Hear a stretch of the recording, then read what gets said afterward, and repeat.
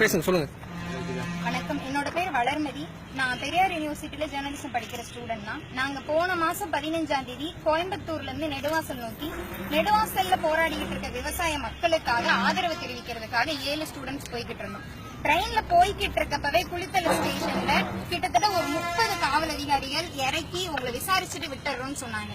நாங்க சரி விசாரணைன்னு தான் இறங்கணும், விசாரிச்சுட்டு விடுவாங்கன்னு இறங்குறப்போ நைட்டு 8:30 மணி வரைக்குமே எங்க மொபைல் எல்லாம் புடுங்கிக்கிட்டு யாருக்கும் இன்ஃபர்மேஷன் கூட சொல்ல முடியாத அளவுக்கு மண்டபத்தில் அடைச்சு வச்சிருந்து 8:30 மணிக்கு மேலதான் எங்க மேல வந்து கேஸ் போட்டிருக்கோம், உங்களை நாங்க ரிமாண்ட் பண்றோம்னு மேஜிஸ்ட்ரேட் கிட்ட கூட்டிட்டு போனாங்க.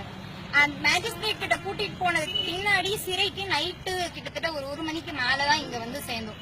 சிறைக்கு உள்ள வந்த உடனே அவங்க கேட்டாங்க என்ன வழக்கு, விவசாயிகளுக்காக போராட போனோம் அப்படின்றத மட்டும் தான் சொன்னேன். நாங்க உங்களை செக் பண்ணோம் அப்படின்னு சொல்லி கேட்டாங்க. சரி செக் பண்ணுங்கிறப்போ ட்ரெஸ்ஸை கலட்டி தான் செக் பண்ணுவாங்கன்னு சொன்னாங்க.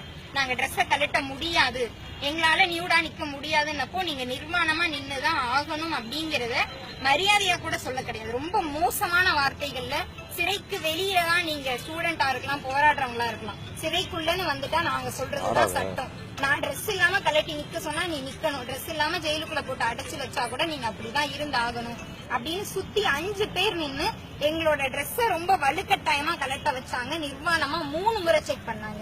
கிட்டத்தட்ட ஒரு 2 மணி நேரத்துக்கு மேல நாங்க ட்ரெஸ்ஸ கலட்ட மாட்டோம்னு சண்டை போட்டதுக்கு அப்புறமும் ரொம்ப மோசமான வார்த்தைகள்ல அவங்க பயன்படுத்தின வார்த்தைகள்லாம் நாகரிகமாக எங்களால சொல்லவே முடியாது. அவ்வளவு மோசமான வார்த்தைகள்ல தான் எங்களை திட்டி ட்ரெஸ்ஸ கலட்டி செக் பண்ண வச்சாங்க.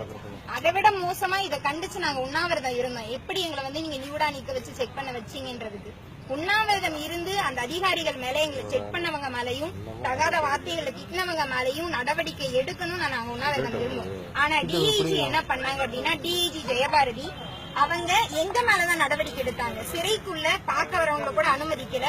அதே மாதிரி சிறைக்குள்ள எங்களுக்கு மற்ற கைதிகளுக்கு இருக்கிற அடிப்படையான எந்த உரிமைகளையுமே கொடுக்கல. தொடர்ந்து உண்ணாவிரதத்துக்கு அப்புறம் எங்களை மிரட்டிக்கிட்டே தான் இருந்தாங்க.